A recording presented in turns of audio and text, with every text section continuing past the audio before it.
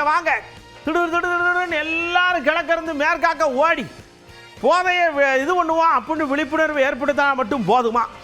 அதுக்கு இன்னும் என்னென்னலாம் பண்ணலாம், நீங்கள் என்னென்னலாம் ஐடியா வச்சுருக்கீங்க கேட்டோம்ரா. அதை மாரத்தானை விட வேகமாக வருது பதில். டாஸ்மார்க் இதில் வந்து ஸ்கூல் பக்கத்தில் உள்ளதெல்லாம் வந்து க்ளோஸ் பண்ண சொல்லியிருந்தாங்க. அது வரவேற்கத்தக்கது தான். பட் ஆனால் அதே சமயம் அந்த வந்து ஸ்கூல் பிள்ளைங்களுக்கு அது எப்படி இஷ்யூ ஆகுது அதை முதல்ல கண்டுபிடிச்சி அதை தடை பண்ணணும். இளைய தலைமுறைக்கு வந்து அதாவது வாழ்க்கை பிரச்சனைகளில் ரொம்ப பாதிப்பு ஏற்படும்.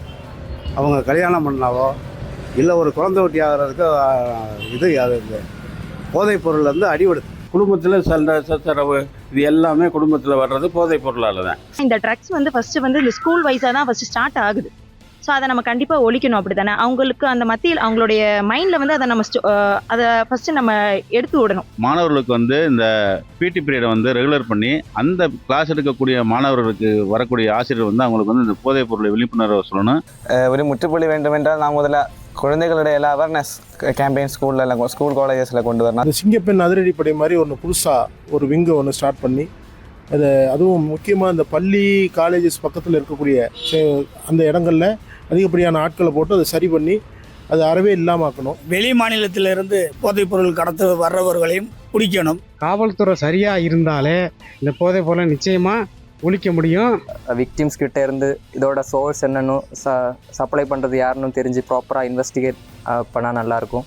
போதைப்பொருள் விற்கிறவங்க மேலே மிக கடுமையான நடவடிக்கை எடுக்கணும். அது போக டாஸ்மாக் அல்லாத மற்ற போதைப் பொருட்கள் விற்கிறவங்க மேலேயும் வாங்குறவங்க மேலேயும் பயன்படுத்துகிறவங்க மேலேயும் நடவடிக்கை எடுக்கணும். இங்கே இருக்கிற திரைப்படமலங்க தொடர்ந்து இந்த போதைப் பொருள் பற்றிய விழிப்புணர்வு கொடுக்கணும். போதை பழக்கத்திற்கான மறுவாழ்வு மையம் வந்து கண்டிப்பாக எல்லா இடத்துலையும் டிஸ்ட்ரிக்ட் ஒரு 2 இருந்தால் கூட 2 தாலுக்காக்கு 1 இருந்தால் கூட நிறைய நல்லா இருக்கும். அதிகபட்சம் நம்ம முதலமைச்சர் இந்த போதைப் பொருள் தடுக்கிறது ரொம்ப முக்கியமான பிரச்சனை மட்டும் இல்லை, இந்த நாட்டுக்கே ரொம்ப உறுதுணையாக இருக்கிறது. இந்த போதைப் பொருளினால் கஷ்டப்படும் ஸ்டூடெண்ட்ஸோட வீடியோஸ் அதெல்லாம் போட்டு கொஞ்சம் அதிகமாகவே ப்ரோக்ராம் மாதிரி எல்லாம் செட் பண்ணால் ஸ்டூடெண்ட்ஸுக்கு புரிய ரொம்ப அதிக வாய்ப்பு இருக்குது.